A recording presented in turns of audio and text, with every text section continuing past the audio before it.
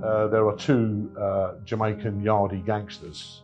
They attacked me in my own home. Two guys with machetes stabbed me 4 times, once in the neck and 3 times in the back, and I almost lost my finger in the assault, and I ended up in hospital for 5 days, almost died because of it. They arrested them for attacking me because they knew who they were, but I refused to give evidence, and the police didn't have a case because that's the lifestyle I lived. I didn't, you don't grass on anybody. Even your attackers, you don't grass on them, you deal with it yourself. One of the Yardie gangsters, he killed someone in Manchester the week before he tried to kill me. He eventually did get life in prison, and I don't know what happened to his brother, because there were 2 brothers. His brother disappeared and I never saw him again. I mean, for years I wanted to kill him. If I could have caught him, perhaps I would have done. I don't know, but I'm glad I didn't catch him, because I'm not sure what I would have done. Anyway, I've let it go now. It's a part of my history. They nearly killed me. They meant to kill me, but didn't manage it, thankfully. I managed to survive that assault, and I'm here to tell the tale. Hi, I'm Dave Palmer, author of Danny Mason, a crime thriller. Originally it was going to be my memoirs. It became very clear after a few thousand words that I couldn't continue writing this book, because I still know people in this industry, shall we say. It almost naturally came that I turned it into a crime thriller based on some characters that I've met in my life, in prison, on the streets. I mean, clearly I've changed the names of people. Some of the places my readers who live in London will recognise.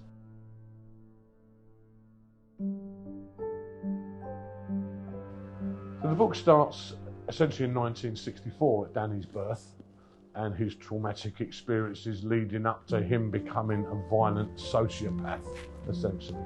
And his tale is a sorrowful one. His tale starts in poverty, it starts with homelessness, it starts with beatings from his own family. He witnesses his own mother's murder at the age of 8 at the hands of his own father. What chance did the chap have? He didn't have any chance. He was taken to a children's home eventually. His natural family didn't want to know. They was all into crime.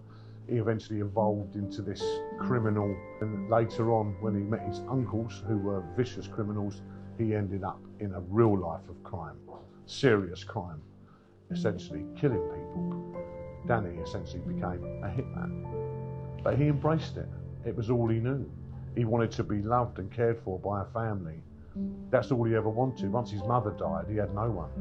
So when his uncles came calling and said, "Your family will help you," they didn't have best intentions for him. They wanted to use his ferocity and his psychotic behaviour, although tempered, they wanted to use that to their advantage.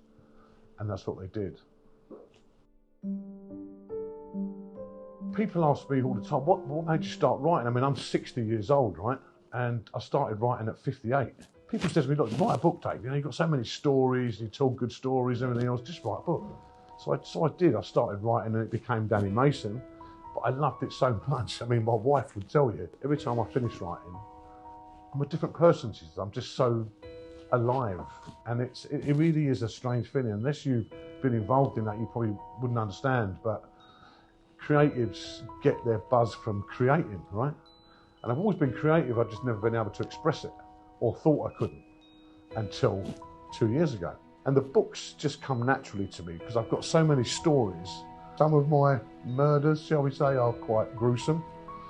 I want to make it very clear that I've never killed anybody, and I don't intend to, but my brain gives me some fantastical ideas on how to kill people. They come for me straight away.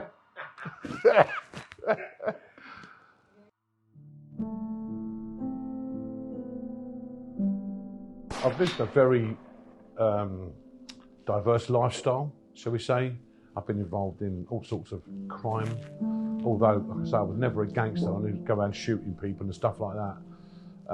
But I've been involved in heavy crime and drugs, and much to my despair, I ended up taking too many drugs at one point and became someone I'm not.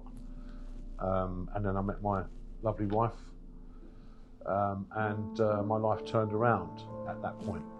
you know. I found someone who could balance me, who understood me and didn't judge me.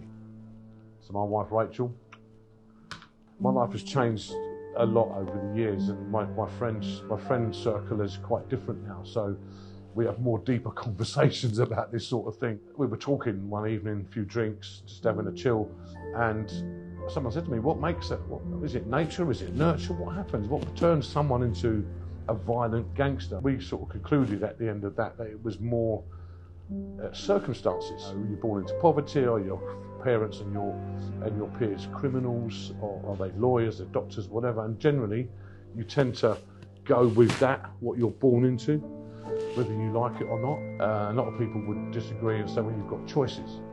But do you really? Up to the age of 18, you don't really have many choices because you're born into it. You're reliant on the people around you to survive.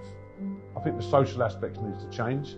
I think there needs to be more assistance for single parents, for example. There needs to be more rehabilitation, essentially, within prison environments for these guys' fathers, because they're just going to prison, doing a 5-year sentence, coming out and behaving exactly the same. They're not learning anything from that experience. And their children are watching this. I think it's a social thing. I think everybody needs to get involved. The police, the prison service, you know, childcare support, and the government need to take bigger control, not just lock people up.